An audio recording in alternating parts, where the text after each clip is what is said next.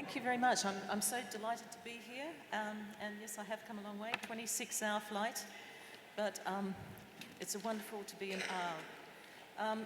First of all, before I start talking about Merleau-Ponty's aesthetic interworld, I want to talk about philosophy more in general, because as I often tell my students, philosophy is actually a very dangerous enterprise because, as many of you will know, throughout the history of philosophy, there's been executions, exiles, accusations of heresy, impoverishment, provoked madness, all of these kinds of things because of what philosophers do. As Socrates was, executed because of his philosophy, he said, it was because of he was corrupting the youth. So I tell my students that's what I'm engaged in. I'm corrupting the youth. Getting them to challenge authority and challenge the status quo. And we also know that in any dictatorships, the first people who get executed or imprisoned are philosophers, writers, and artists.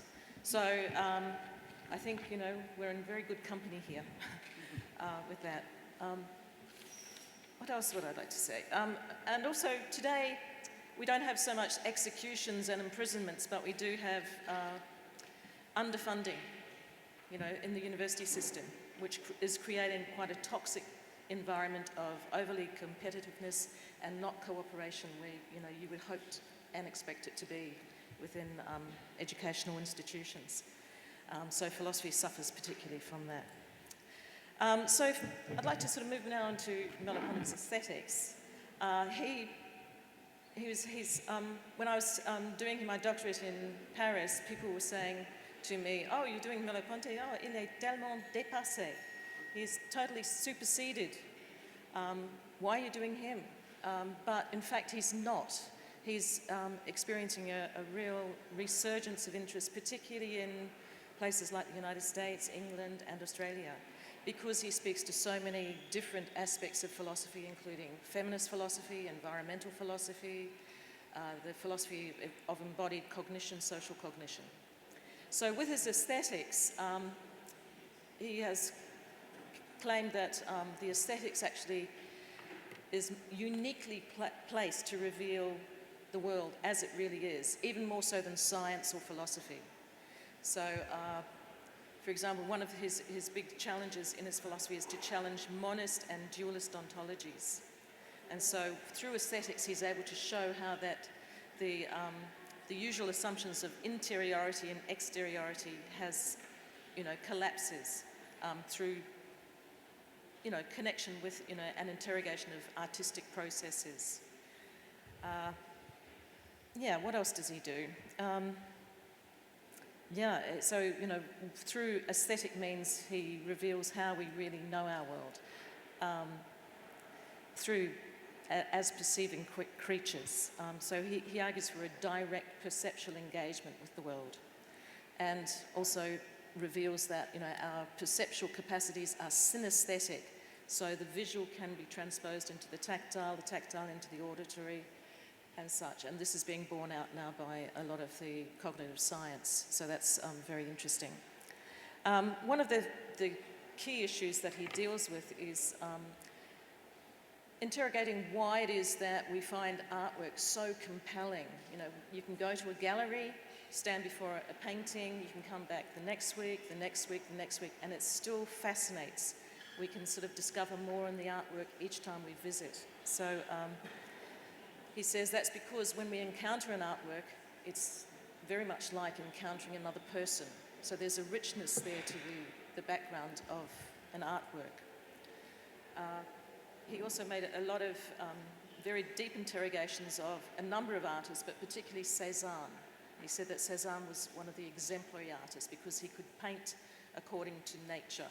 And Cézanne himself said that he was, when his artwork was in fact nature, it wasn't a piece of culture. So he has this sort of direct world-creating aspect to it. One of the favourite quotes from Cézanne is that each brushstroke must satisfy an infinite number of conditions. So when he's painting, he's not just trying to track the visual data and get that onto the canvas, but he's also representing the tactile, the atmosphere even, and also even the history, so that when you're looking at his artworks, you're really getting a sense of having a direct engagement with the actual scene. So I think that's really interesting for me. What else can I say? I don't know. The artistic process is itself quite mysterious.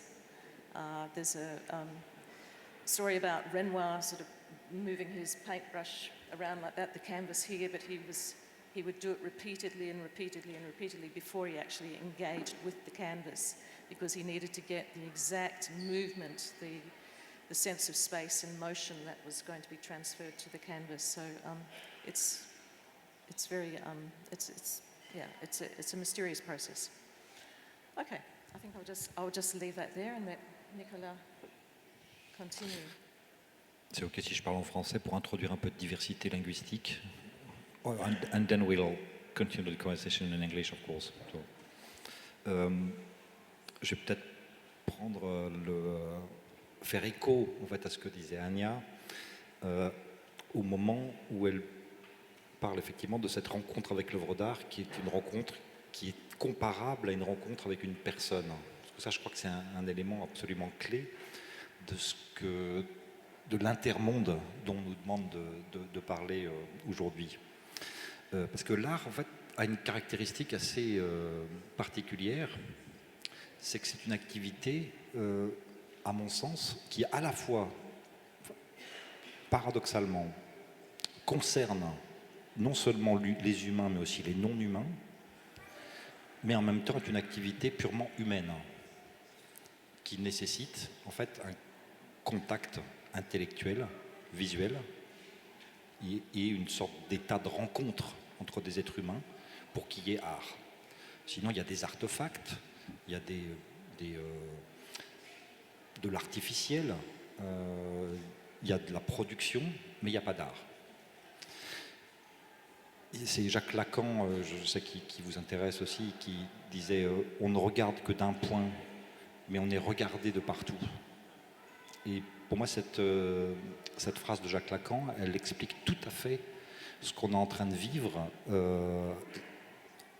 en termes planétaires, qui se résume sous le terme d'anthropocène, c'est-à-dire cette immense promiscuité interespèce. C'est la création non pas d'un, mais de milliers, de centaines de milliers d'intermondes qui concernent non seulement les humains, mais également les non-humains. Alors pourquoi est-ce que je parle de ça pour une discussion autour de l'art? C'est que c'est un point absolument crucial, même dans l'histoire de l'art. En 1967, un grand critique d'art américain qui s'appelait Michael Fried écrivait un texte qui s'appelait Art and Objecthood, art et objectivité en français, si on veut. Et c'était une critique de ce qu'il appelait la théâtralité de l'art, le côté anthropomorphique de l'art minimal, par exemple, en son temps. C'était une critique très acérée de l'art minimal comme trop anthropomorphique. Et justement, ce que Michael Fried attaquait, c'est finalement le côté phénoménologie, la phénoménologie à l'œuvre dans l'art minimal. Ce côté anthropomorphe, le fait que ce ne soit pas suffisamment des objets, justement. Et il me semble que c'est là où on pourrait lancer le débat, c'est que la période qu'on est en train de vivre, elle est absolument fascinante d'un point de vue intellectuel et civilisationnel, dans la mesure où on est en train d'assister à la disparition radicale de l'opposition qui structure la pensée occidentale depuis des millénaires, qui est l'opposition entre le sujet et l'objet, entre la nature et la culture, parce que les deux sont liés. Et c'est cette réarticulation des notions de sujet et d'objet qui me semble être le phénomène artistique le plus important aujourd'hui. Tout est devenu sujet. Ce n'est pas un hasard s'il y a beaucoup d'artistes aujourd'hui. Je pense à Thomas Saraceno qui travaille avec des araignées, à Pierre Huyghe qui convoque des bactéries dans ses œuvres, ou des coquillages, des crustacés, etc., etc. Il y a une redistribution de la notion de sujet et une redéfinition de ce qu'est un objet. Mais je pense fondamentalement que contrairement à ce que disait Michael Fried en 67, la question aujourd'hui, c'est comment réintroduire du sujet partout. Comment on peut vivre dans un monde qui soit un monde totalement vivant, c'est-à-dire un monde composé de sujets.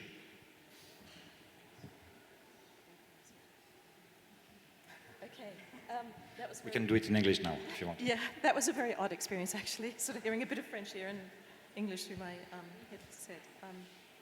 Yeah, okay. So yeah, I think that's correct. I think the whole collapse of subject, object, any kind of oppositions is very current at the moment. I think some of the artistic techniques that are used, you mentioned with the very minimalist kinds of things, like I'm thinking of Fontana and his canvas. It's a yellow canvas with cuts in it. And there was an analysis of this given by Vittorio Gallesi, who's a neuroscientist who works across disciplines. He was one of the people who discovered mirror neurons.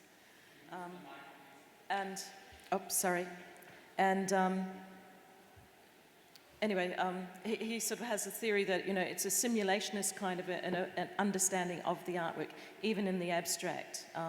He says, we can simulate the experience of the painter who, as they're making the cuts in the canvas. But I would suggest that other kinds of interpretations of that, and based on a more Merleau-Pontian view, is that it's much more direct. Merleau-Ponty speaks of the elusive logic of the perceived world, and I think we can get from those perceptions of cuts in canvas other kinds of cuts that cuts to flesh, cuts to fabric, cuts to trees. All kinds of cuts are evoked in that particular encounter with the artwork. So it can be much more direct. I know there's sorry. Yeah, no, please. There's also a theory of sign that Merleau-Ponty has particularly worked on the theory of sign, actually. I think it's L'œil d'esprit, maybe. I don't remember the title in English. But let's say that the artwork is a signal. It's a signal. For millenniums, actually, it seemed for the human beings that they had the monopoly of this kind of signals. We now know that every living being on Earth actually produces, receives, and processes information. There's a kind of digital internet, which is as efficient than the artificial one we actually built, which is now scientific, it was scientifically acknowledged. Mm-hmm. Information is everywhere. Signals, which are actually the core of what we think of when we think about an artwork, it's absolutely everywhere too. Signs and the production of signs is not a human specificity anymore. But what is the human specificity might be the capacity of translating those signs to bring them to another level, which would be this specific level that we call art, actually, which requires human presence. Yeah. Okay, and and with that, we want to communicate about the artwork and either debate about the value of it or come to some kind of agreement. So there's issues there of, how do we reach such an agreement about such things? And I think one of Merleau-Ponty's responses is to Immanuel Kant and his interpretation of, how do we reach consensus? Why is it that we can have such a powerful subjective response to the artwork, but also claim that there's some objective value, that this is great art or good art or it's terrible art, that we can discuss about these things and, understand each other. So Kant very famously, of course, did this in a more sort of cognitivist, intellectualist kind of approach through his categories of understanding and the intuitions of space and time. So it's all very much an intellectualist approach. Merleau-Ponty takes it further, and he doesn't reject that out of hand, but he says, there are missing elements, which of course is the body and perception. So Merleau-Ponty brings the body and perception into it, and he says, how do we understand the artwork? How can we discuss it meaningfully with others? It's through lending our body to that encounter so that we can actually feel it rather than just cognitively process it. And so, you know, and also in the creation of the artwork, of course, it's not through a thinking process from conception through to execution. It's just a direct engagement with the process. Yeah, so I'm not sure if that sort of keyed into what you were saying just then, I think. But it's interesting because we're like we have a kind of sinuous way to work together, which is interesting too. Because what you just said made me think about the exhibition I'm actually curating at the moment in the next Istanbul Biennial, which is going to be called The Seventh Continent. The seventh continent being this huge mass of plastic waste floating in the oceans, which for the moment is 5 times bigger than Turkey, to give you an idea of the size. And the aim of this exhibition is to produce a kind of anthropological knowledge, not only on human beings, but on the population of this zone, of this floating, zone, which is populated not only by humans, but also by animals, vegetables, industrial products, etc., etc. And the British anthropologist Tim Ingold defined anthropology as philosophy with the people in, which I really like as a definition of anthropology, actually. I think that art is not that far from this, actually. Philosophy with the people in. In terms of how it can bring people together also and confront different types of gaze, different points of view on the same object. But I'm very far away from art. Pardon?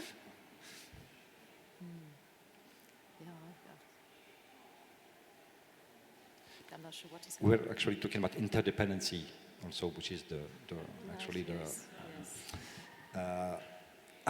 this term, I would prefer the one of coactivity, actually. So I've been writing about this idea of coactivity, which is the term with which I designate the parallel processes between humans and non-humans, different ranks, different realms, different type of beings, working together. Because activity seems to me more interesting than dependency, but that's a very... Okay, well, I suppose, I'm not sure what to say about that, but perhaps there may be an artistic, I don't know, alternative to, the ugliness of human sort of creations like the masses of plastic in the ocean, in terms of, the found objects kind of installation work and in situ art where nature and art comes together. I think that's, that's, an interesting sort of area to be looking at. I'm not sure. I'm sorry, I can't think of anything further to say with that. So, who are you getting to work with this in your gallery, Nicolas? Who? Yeah, who are the artists that will be involved in this particular project with you? There are many, actually. There are 60 or so. But maybe I might talk about one of them, which is a group which was created at the University of Harvard, which is run by Anya Daly, who wrote this fantastic book called The Mushroom of the End of the World. And she created a group of searchers from the university and artists, among them Armin Linke, who actually are mapping completely the Anthropocene, and its effects on Earth at the moment, and trying to map this new intermediary zone where the human and non-humans actually working together, new forms that are actually elaborated, created by this collision. Right, yeah, well, there's an Australian artist, Piccinini. I'm not sure if you're familiar with her work. So she creates these really grotesque forms that are humanoid, but also incorporate various aspects of animals and, distorts the animals as well. And it's very confrontational to see them. And, one wonders that perhaps, such creatures are, may come into existence because of our pollution and, because of Frankenstein science, that these may become a reality. But they're very confrontational kind of artworks. It's hard to actually look at them for too long. I think, there was an installation artist who presented the other day, and some of her work on the screen was very, very hard to look at, of piercings and injections and blood and bits of, it's not my kind of artwork at all, but I suppose it serves a purpose in confronting. This could actually be talked about as also being part of a phenomenon, which I think is very important too, which is related to the very basis of Western philosophy. I mean, the distinction that Aristotle was doing between ile and morphé, le fond et la forme. Ile would be background, okay. And morphé, the form. It's exactly the idea that Joseph Beuys actually was giving about art, impressing a form upon matter, imprimer une forme sur la matière. This idea actually is certainly also disappearing because artists are not anymore, well, it depends. If you do, for example, a print, that's literally the idea of it. But many artists are actually working today not by imposing a form on matter, but organizing the cohabitation or the coactivity of different active forms. And that's an aesthetic revolution in a way, because it's a completely different idea of art than the one we actually had since the ancient Greek, at least. Yeah, I can sort of, with that idea, I'm thinking in terms of Merleau-Ponty's use of gestalt, and the figure ground sort of aspect that we perceive in terms of figure ground all the time. It's not just a figure. There's always a figure against a ground. There's never any unsituated objects as such. And one of the really interesting things that Merleau-Ponty does suggest is that the ground has a kind of a prescriptive function, a normative function, so it actually influences how the figure itself is seen. He uses the example of a landscape on a misty day, so as soon as you get sunshine, the landscape appears very, very differently. But we can also apply that to ourselves as human subjects, that we're always within a context of other subjects, and our attention moves from self to other, and back again. And so the other, as the background, still has a prescriptive effect or a normative effect on us as well.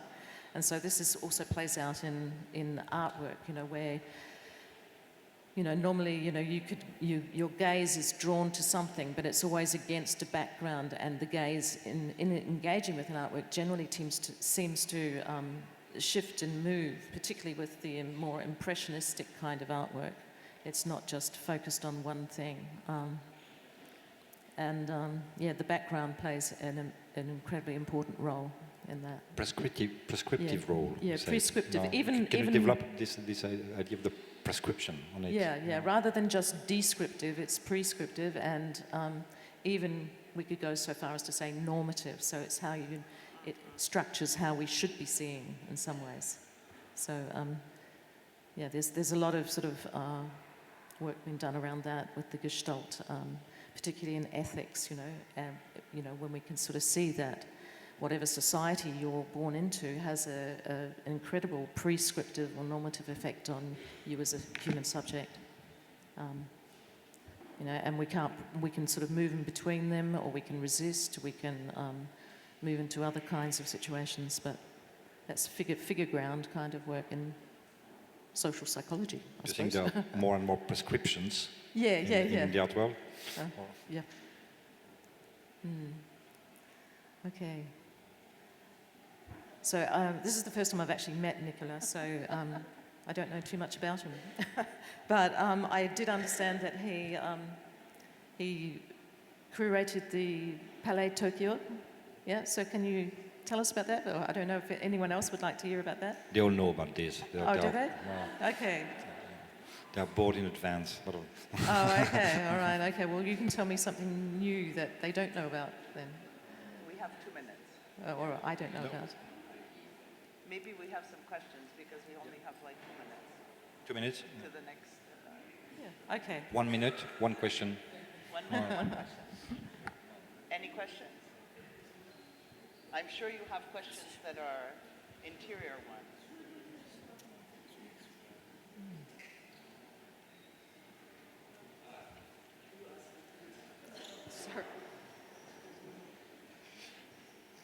I'd like to ask about Montpellier and what you actually do in Montpellier.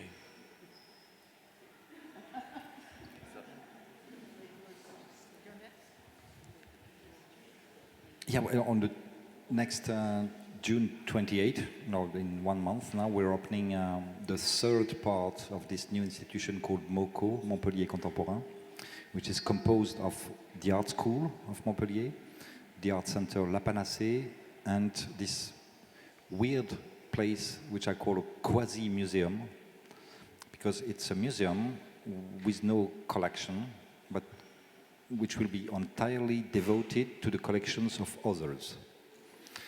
I mean, every exhibition there will be a project from an existing collection, private or public, whatever, and trying to underline a specific, idea behind this collection. The idea is not to celebrate the market, because we don't bother about this. It's more about understanding what is behind the collection, what is the drive behind a group, a collective of collectors, or a collector, or a couple of collectors, whatever. And so there will be those kind of exhibitions at the Hôtel des Collections, which is opening next month. The La Panacée stays an art center more devoted to emerging artists, and then you have the art school, and the idea is to have actually the energy of the students, in the two other places, and the artists and philosophers, thinkers, etc., who are actually coming for the exhibitions, going to the art school too. So it's kind of a permanent circulation of knowledge and energies.